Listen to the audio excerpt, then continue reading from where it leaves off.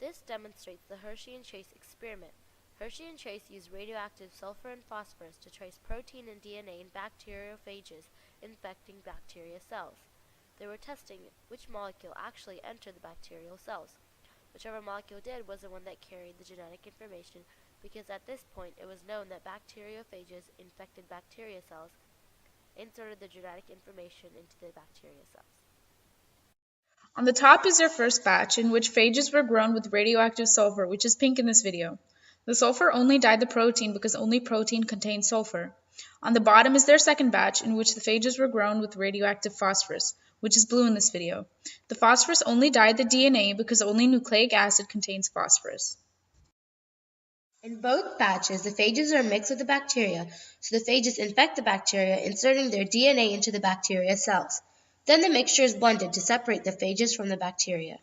After the blending process, the mixture was centrifuged to separate the phage parts from the bacteria cells. The liquid on top contained phage parts, and the pellet on the bottom contained bacteria cells. The liquid was pink and the pellet was blue, showing that the bacteria contained DNA. This proved that DNA carried genetic information. Phase 3 synthesizes a new DNA strand by adding nucleotides to a DNA strand or RNA primer in a 5' to 3' direction. DNA polymerase 1 removes RNA primers and replaces them with DNA base pairs. Helicase unzips a parental double helix. Primase synthesizes an RNA primer at 5' end of the leading strand and at each Okazaki fragment of the lagging strand. DNA ligase glues everything together by joining 3' end of DNA that replaces the primer to the rest of the leading strand and joins Okazaki fragments of the lagging strand. Topoisomerase relieves stress on the replication forks by breaking and rejoining DNA strands. Helicase unzips the double-stranded DNA at the replication fork. Single-stranded binding proteins, which are purple, bind to the unzipped DNA strands to hold them in place. In leading strand replication, DNA polymerase 3 adds nucleotides continuously in the 5' to 3' direction, while reading into the 3' to 5' direction. Leading strand replication continues like this.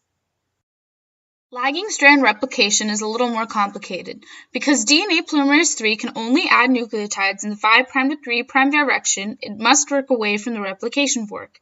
The lagging strand is synthesized in Okazaki fragments. First, primase joins RNA nucleotides into a primer and attaches the primer onto the template strand. It places another primer further downstream and does this repeatedly. DNA polymerase 3 then adds nucleotides to the primer and continues until it reaches the next primer, forming an Okazaki fragment. DNA polymerase 3 detaches and moves onto the next primer, forming Okazaki fragment number 2. DNA polymerase 1 replaces the RNA primers with DNA nucleotides, adding to the 3' ends of the Okazaki fragments. DNA ligase connects the new DNA and the DNA from the Okazaki fragment. DNA replication is now complete. As you can see, this is a semi-conservative process because each strand in the parental molecule functions as a template for the synthesis of a new complementary strand. The central dogma of biology consists of DNA replication, transcription, and translation. DNA replication was shown previously, and here we will show transcription and translation. Translation will be continued after the regulation of protein synthesis is shown. Transcription takes place in the nucleus. The green region, which represents the template DNA strand, is the strand that is going to be transcribed. The orange region represents the promoter region, which is the DNA sequence where RNA polymerase attaches and starts transcription. Within the promoter region is the Tata box, which is shown in red. The Tata box is needed to form the transcription initiation complex. Transcription factors then come and bind to the promoter region. They mediate the binding of RNA polymerase. RNA polymerase then comes and attaches and unwinds the DNA strand. The RNA polymerase initiates RNA synthesis at the start point on the DNA strand. The polymerase continues moving downstream, continuing to separate the DNA strands and synthesize the RNA strand. The RNA strand is the pre-mRNA. This is normal splicing, where introns are removed with the help of spliceosomes and small nuclear ribonuclear proteins. Exons are the coded regions that are expressed, while introns are not. Alternative RNA splicing is when exons and introns are switched when read. This is one way protein synthesis is regulated. Genes can code for multiple polypeptides depending on what is treated as an exon. Exons are the coded regions that are expressed, while introns are not. Different nucleotides are transcribed and translated, producing a different polypeptide from the same mRNA molecule. With the help of initiation factors, a small ribosomal subunit binds to the mRNA and an initiator tRNA.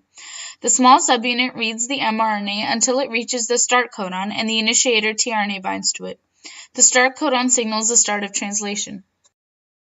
Initiation factors help the large ribosomal subunit attach as well, completing the translation initiation complex. This requires GTP.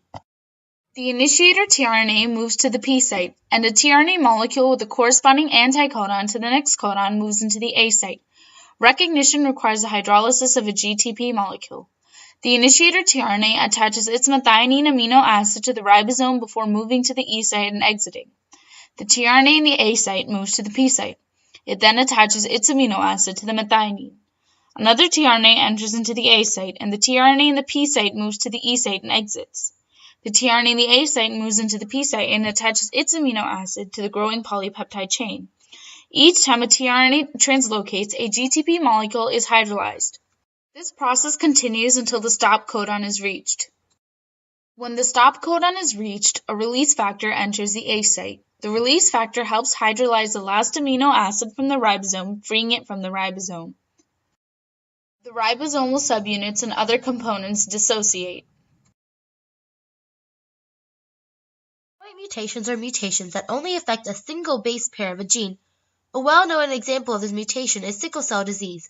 It is due to a point mutation in the base pair of the gene that codes for the B globin polypeptide of hemoglobin.